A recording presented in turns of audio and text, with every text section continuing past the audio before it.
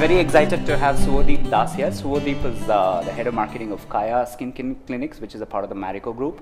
Suvadeep has been with Marico for the last 5 years. He's been with Unilever. He has been with Western Union. So he's a hardcore FMCG marketer, the king of marketing, as it were, and all that good stuff. He's extremely insightful as well. I caught up with him in the MMA conference in Delhi today.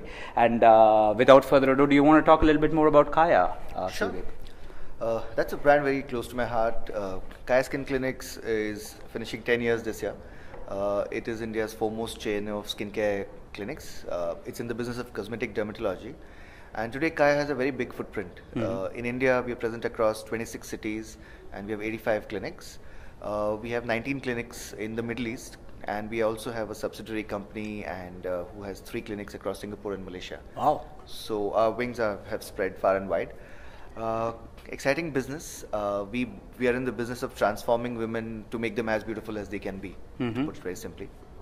And our target audience is very interesting. In fact, I mentioned in my presentation as well, it's extremely niche. Women 20 to 45 living in the metros and tier 1, tier 2 towns. However, earning a lot of money. MHI is 1,50,000 plus. And we also do a psychographic profiling, so they should own at least one C-segment car and a premium consumer durable. So that's how narrowly as we target the consumers. Excellent. And without further ado, getting quickly into it, right? So you spoke about one of the points that I've heard a lot of marketers mention, that is basically there seems to be a lot of reluctance to engage with mobile as a platform, reluctance to engage with digital marketing and mobile as a platform as compared to the print and the TV and other things. Do you want to talk a little bit more about what it is? Sure. I think there are 2 bullet point reasons.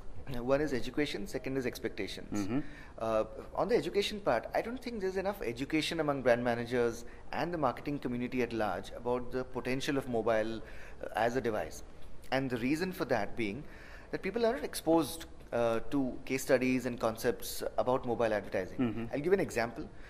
We both sat through the first half of the MMA conference this morning. Apart from the 4 case studies I showed, none of the case studies were in India. Now, there are millions of Indian case studies which are great works, and those are actually like proof of concept to Indian marketeers. That's great.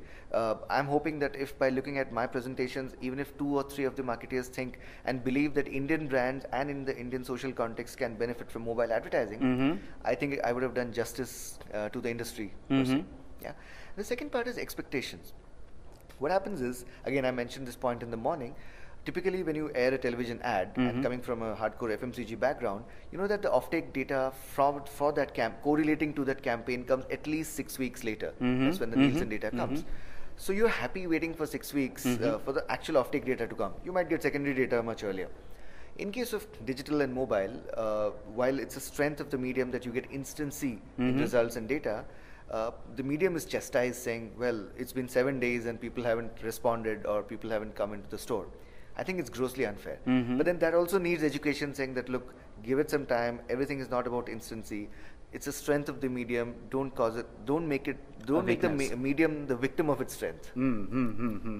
Such an interesting insight there. So these are the 2 dominant. You also mentioned something about legal sort of being a little bit more. Of course. I think due to the recent TRAI guidelines, there's a lot of concern over privacy, about intrusiveness, about privacy. In our case, for instance, we have a service quality mechanism. So if you go to a Kaya Skin Clinic, earlier we could send you an SMS for a feedback. Today we can't because it comes under the D&D registry. And that's just one example of the post service. Similarly, for promotional messages also, 3 years back, I had put a cutoff limit in Kaya that we will not send any customer more than 2 messages a month, and that too to customers who've opted in for our messages. Today we can't even do that because there's a blanket ban by TRAI. So there is a problem. There's a privacy.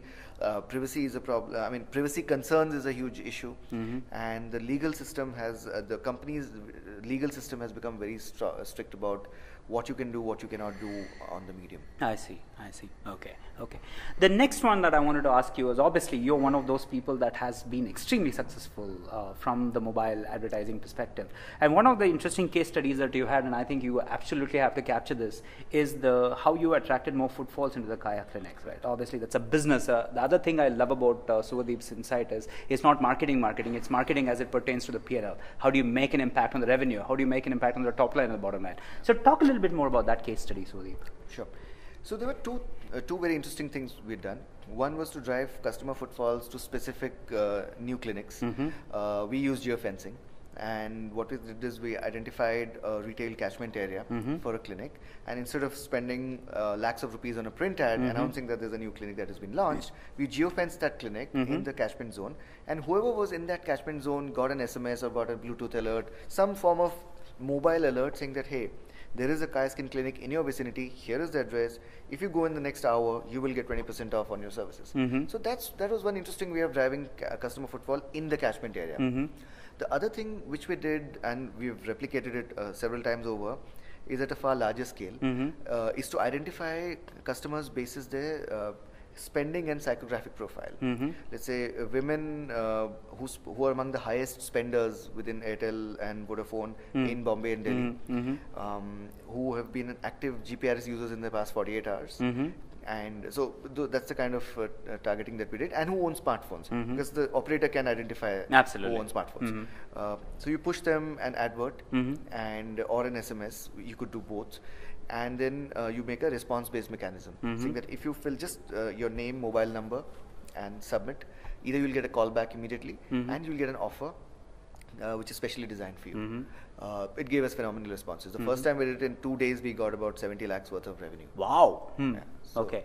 That's the kind of response, and the cost per contact is really abysmally low if you compare it to any other form of advertising. Fantastic, and that clearly is a directional shift. What do you think is the future for this? Obviously, there's a prediction element to this, and obviously you're likely to be bullish, hopefully. What do you think is the future? Where do you think we are headed? I think we saw some growth estimates of numbers. So 180 crores is the industry today. It will go up to 300 crores, 400 crores. I think the opportunity is much larger in a country like India, because today if you see the escalation in the ownership of smartphones, I think it's a supply issue. There are not enough apps, there are not enough content providers for consumers to embrace it. And data is very expensive in India today. If you look at 3G is expensive, 3G is not inexpensive. If advertisers start funding 3G access tomorrow to consumers, I don't mind seeing a 30-second ad if I get a 20% off on my 3G connection, 3G subscription in a month. Oh, okay. That's an interesting idea, absolutely. So, cool new times ahead for India, really. Absolutely. India is the place to be in for any mobile phone provider. Last question, Marico, Western Union, Unilever, what drives you? What motivates you? What are you about? So I've always been interested, I'm a multitasker, right? And I like doing different things at certain points in my life. So I started my career with advertising, worked for 5 years in Ogilvy, then did a year in Unilever, then Western Union, Marico, the FMCG business of Marico, and now Kaya.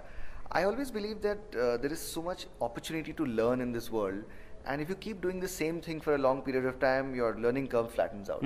So the idea is, for me, my personal mission has been to get back into the learning slope once every 3-4 years and then open up new vistas. So that's how I've been. Fantastic. Great insights. Really love the conversation. I'm sure we'll continue to hear more from you. And congratulations.